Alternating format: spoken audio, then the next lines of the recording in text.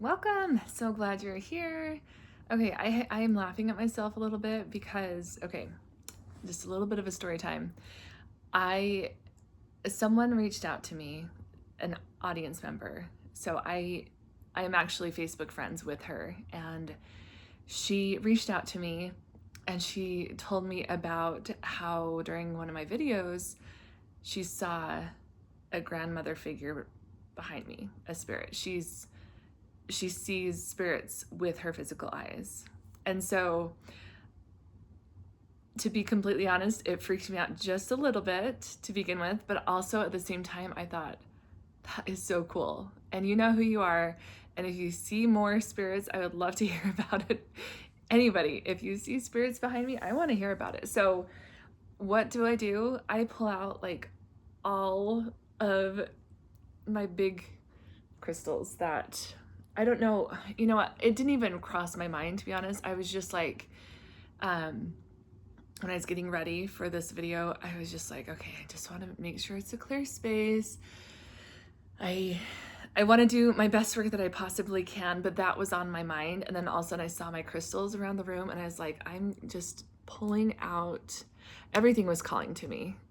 Can you even see that? This is purpurine, I think is purpurine, something like that.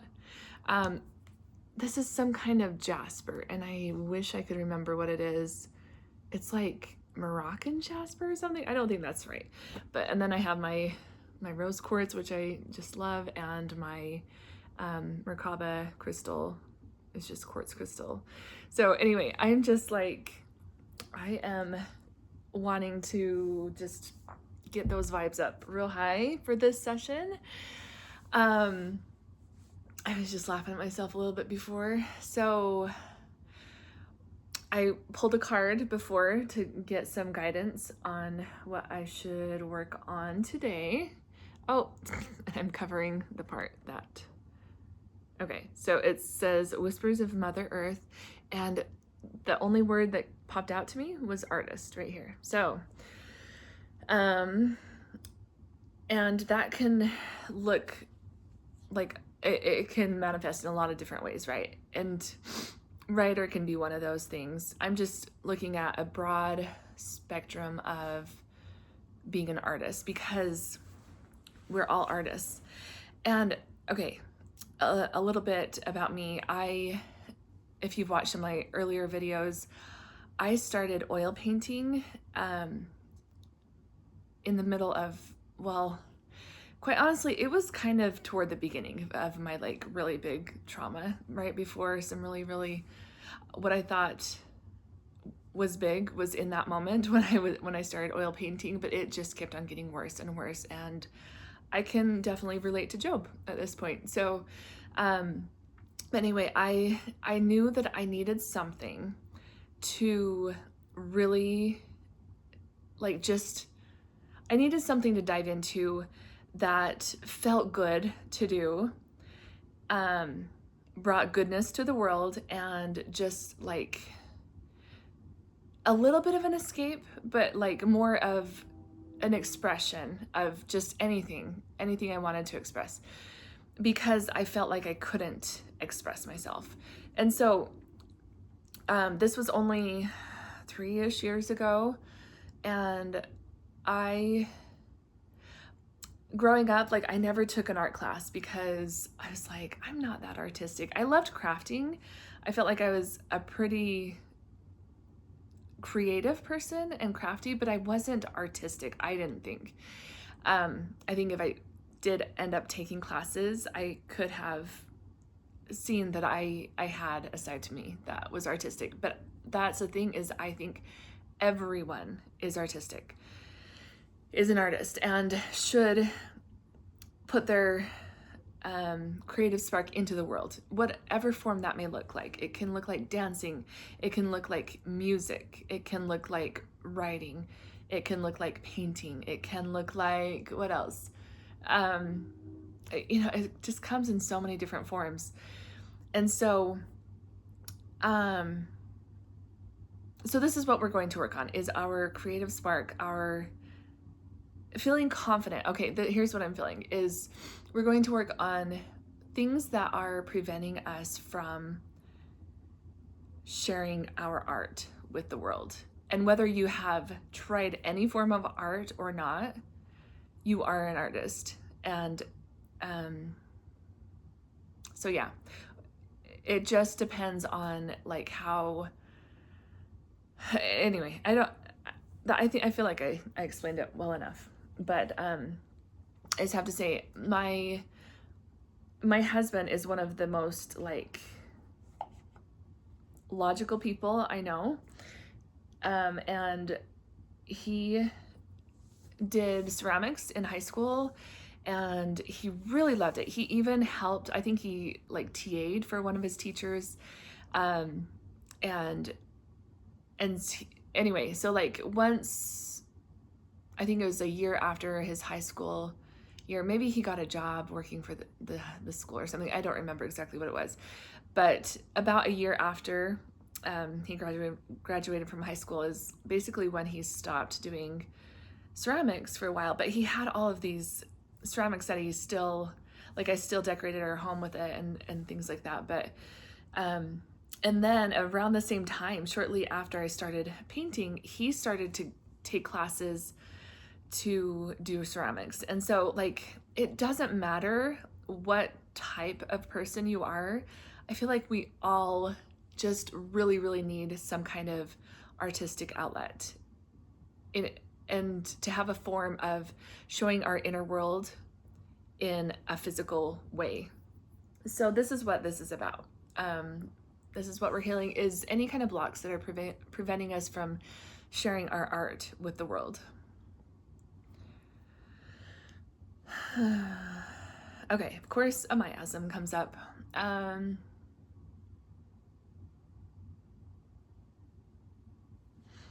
Give me 1 second.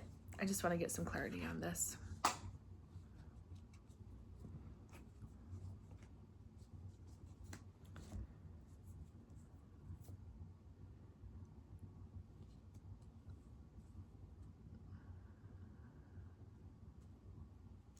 Okay, I'm feeling just like this avoidance energy. Yeah, it doesn't matter. I'm just feeling this avoidance energy. So just gonna clear this out. Some deep breaths.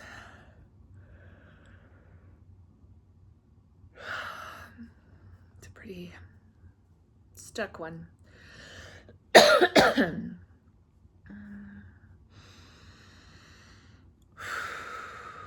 Okay, I feel like it's cleared out. What other blocks are preventing us from sharing our art with the world? I feel like this goes for me, by the way, too, because even though I started oil painting, I have some blocks around getting back into it and like really getting into the flow of it and enjoying it, because I have some art pieces that are unfinished and I haven't felt super passionate or driven to do it like I have in the past. And I really feel like I need to remove those blocks and get past this and start creating more art. Okay.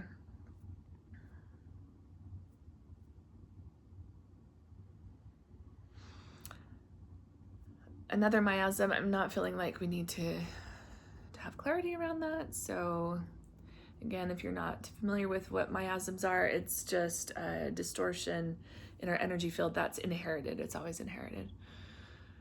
Okay. Usually having to do with thought forms, but it can come honestly in any form. Usually the work I do, it's thought forms, but it can be diseases and things like that as well, physical ailments.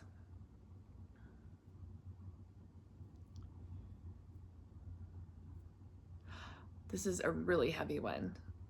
I'm feeling just a really dense energy having to do with this, and it's jealousy. Just like, okay, we're gonna clear out jealousy. And I'm also feeling like we need to clear out, I'm getting a confirmation, unworthiness, feeling of unworthiness, of like, some people are born artists, I'm not an artist. And I had all of those thoughts. I would I would like cheer on artists, and I'd be like, oh, I love that you're able to express yourself in this way. And no matter what, like whether I resonated with their artistic abilities or not, like their actual art, whether it's something I would want to like hang up on my wall or things like that, it didn't matter. I really admired people who could actually have the confidence and be like, and just produce something. So I really resonate with this deeply. Okay, so I feel like I'm doing energy work for myself and a group. I definitely relate to this consciousness that I'm tapping into. So what else do we need to work on to get rid of blocks having to do with expressing ourselves in an artistic way?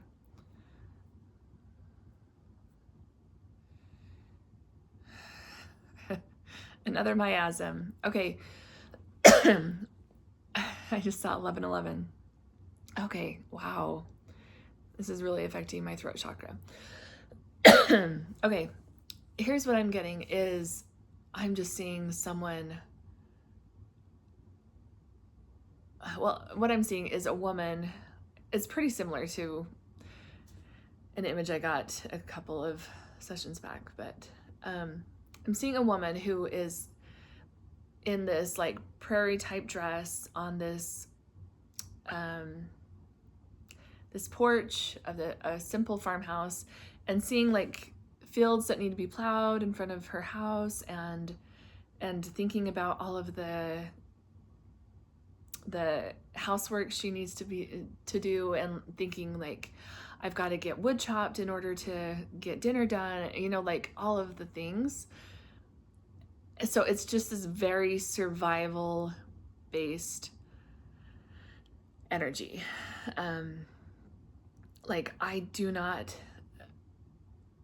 stuck in survival. That's what I'm feeling, is like I'm too stuck in survival in order to express myself in an artistic way. So we'll clear that out.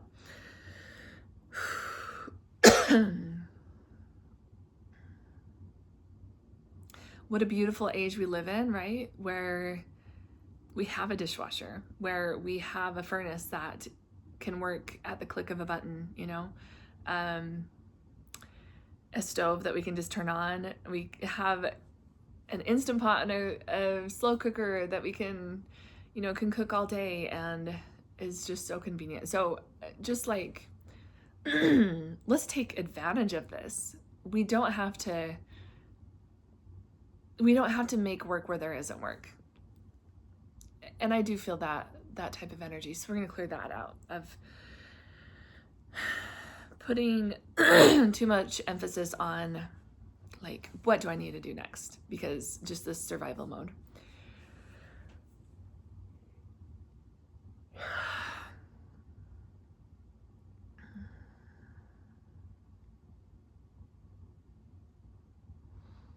I just cleared something. I honestly have no idea what it is. I was like, was it just what I was talking about? I'm getting no, and was it something that I'm about to work on? And I got no. So I don't know, just some kind of fandom trauma that I just released.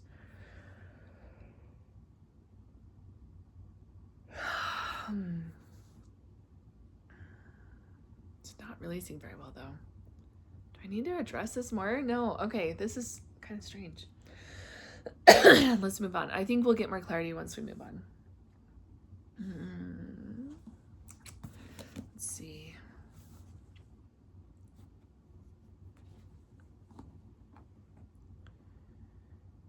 Just being led to a book. Give me 1 minute.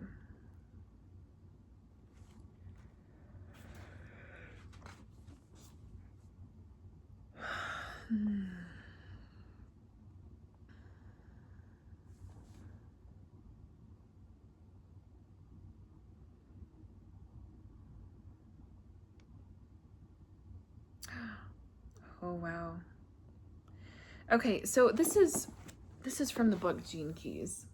If you don't know what Gene Keys are, what the Gene Keys system is, it is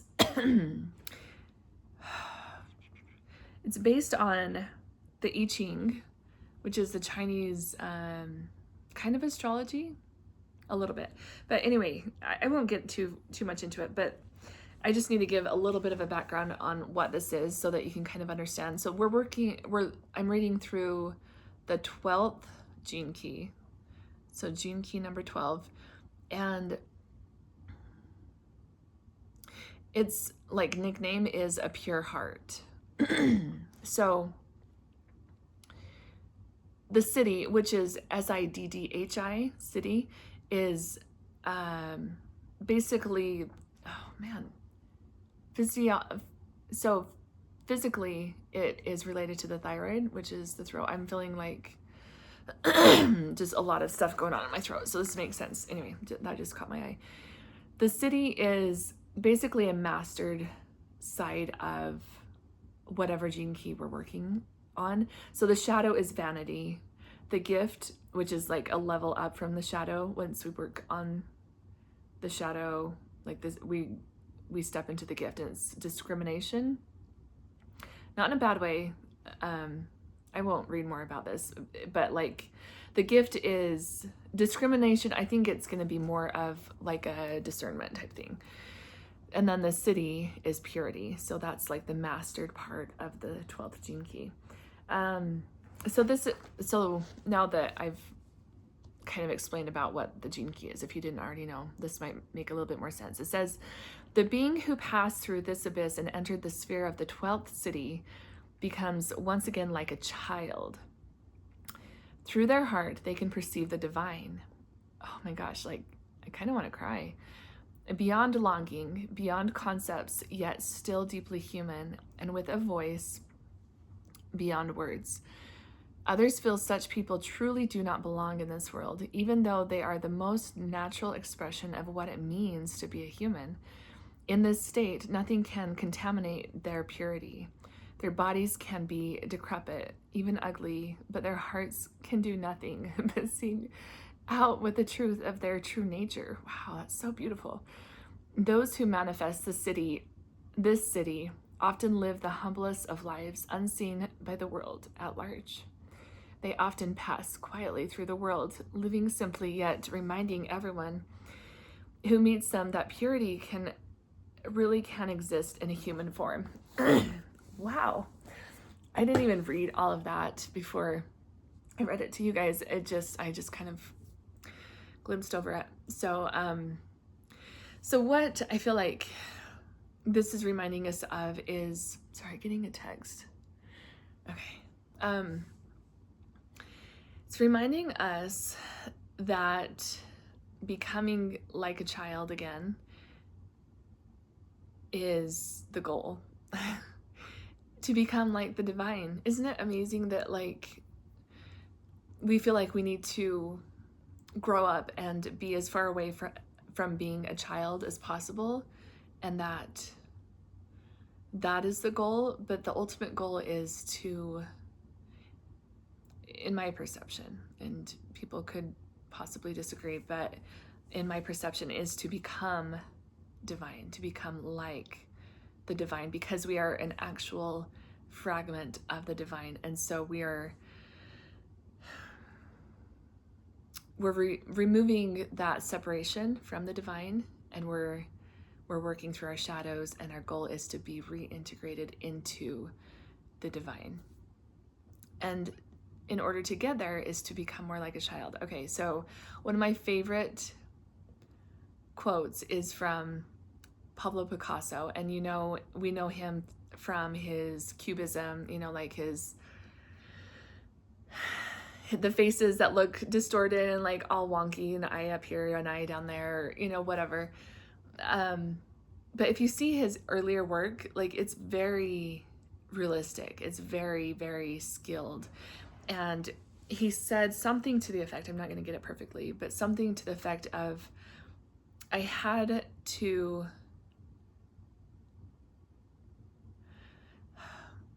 it took me something like 2 years to master painting, and more years to become like a child, or something to that effect of like his goal was to be more in that childlike curiosity and to paint more loosely, like in an expressive type of way. And something I've found very interesting about my journey the last 3 years in painting has been,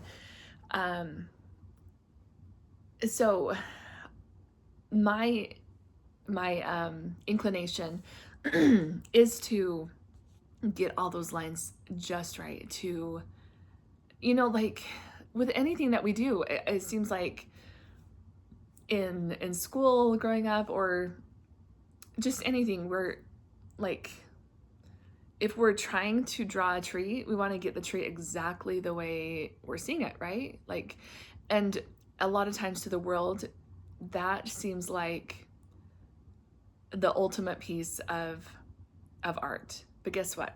God already created this piece of art, this tree in front of us. What I want to see is an expressive version of, like, an expressive perception of this tree, and see it expressed in a different way rather than just having a photograph of a tree. I want to see it in, like, how does this person see it? And so that has been such a beautiful part of my painting journey, is to like start painting more loosely, to like hold the paintbrush back here, you know, like the bristles are up here, to like paint it back here rather than like up here like a pencil. It's an interesting process to get to that point where you're like, okay, that very perfected realism type of art is boring to me, quite honestly. And yes, there is, it's beautiful and it's skilled to get to that point where you can make it look just like a photograph. That's really, really cool. I'm not discounting that. But like, what excites me, what gets my heart pounding when I see a piece of art on the wall is like different colors that don't actually belong in that scene. I just saw 2222.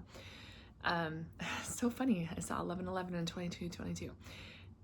So like just different colors that, like a pop of red that doesn't make sense, and then it doesn't register with your brain until you like really focus on it. You're like, oh, wait a second.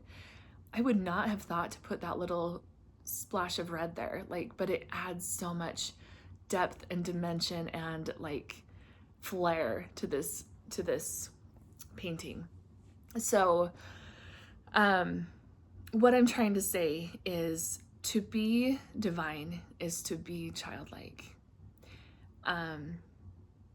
So what is preventing us from getting to the point where we can tap into that childlike state in order to create art from a less, okay, here's what I'm getting, I want to achieve is, okay, many times when I was starting to paint, I kept on hearing, don't make it so precious. I'm like, what? Like, I want to put every bit of effort into making a painting exactly the way I want it. But what I kept on hearing was, don't make it so precious that it's going to paralyze you. Because if you're dead set, like, this painting, if it's not perfect, I'm going to quit.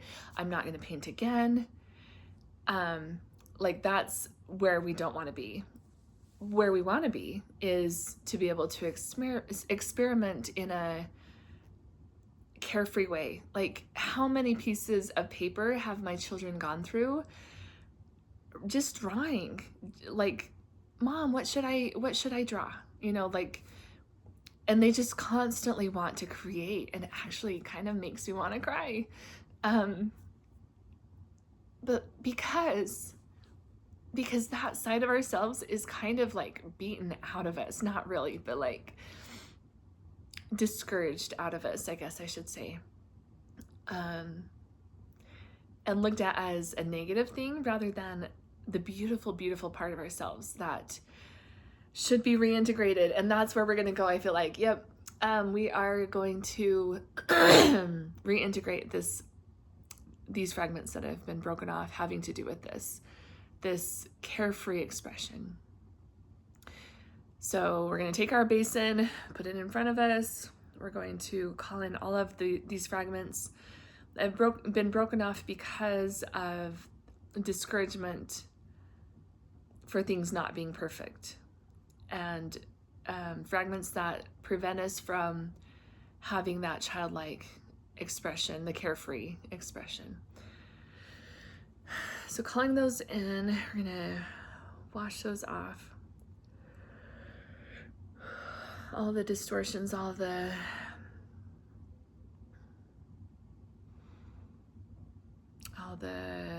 trauma around this, clearing all that out. Calling in divine light, gonna get it really heated up and purified. Feeling we just need to do some scrubbing too. Okay, so scrubbing, just witnessing this happen.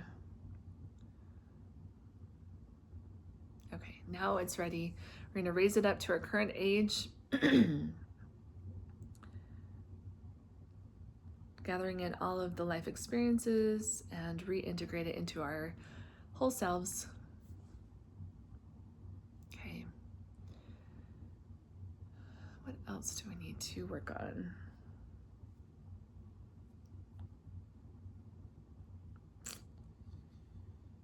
Another miasm.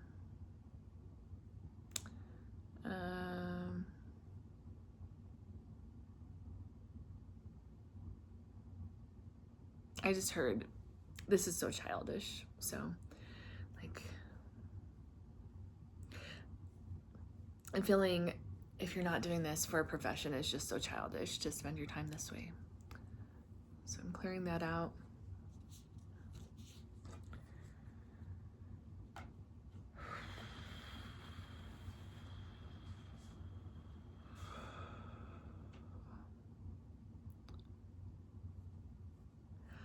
You know, I think that might be it for today. Just gonna see if I'm being led back to the Gene Keys book.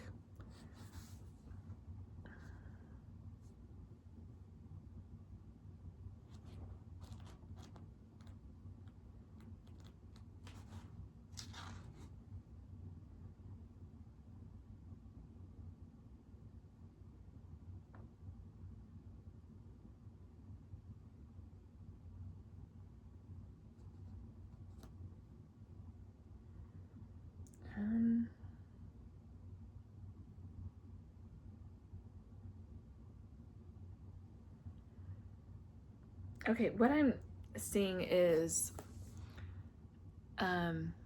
okay, here's what I'm getting. I'm getting a fear of people still not believing they're capable of being an artist. I'm feeling a lot of resistance around it. And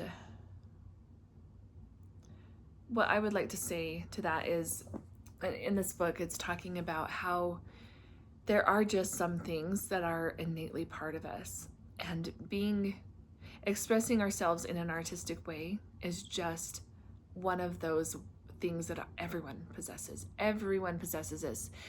And it doesn't mean that we are going to have art that looks exactly like Picasso or exactly like Rembrandt or whatever, or be able to play the piano like Beethoven, you know, like, et cetera, et cetera. We don't want that, though. Isn't that boring? Like, I don't want to go to a concert just to hear someone pretending. No, that's not true. I would go to a concert where someone is playing classics. But what would really, really excite me is to be able to see, I just saw 2929.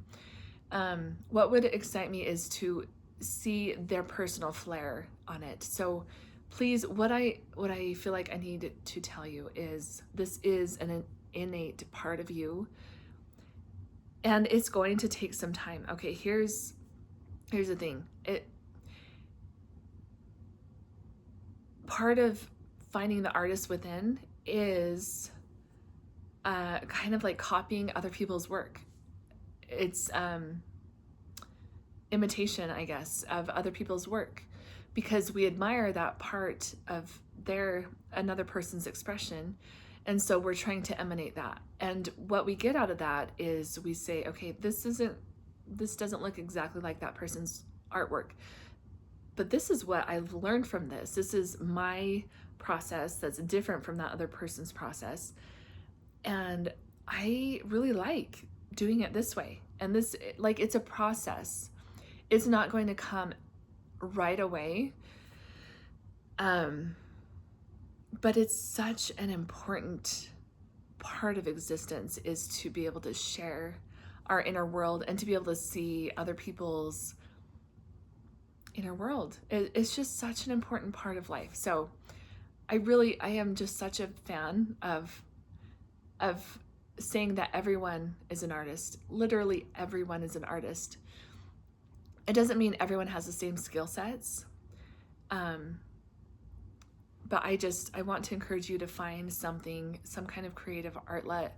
Outlet, oh my gosh, I actually really love that. Some kind of creative outlet to express yourself. It can be in any form. It can be like graphic design. I didn't mention that. Like, there's so much technology that makes it so much easier for us just to pick up a skill. So I encourage you to find some way to express yourself. And I hope this is helpful to get you to a point where you don't have any blocks preventing you from expressing yourself. So go out and create.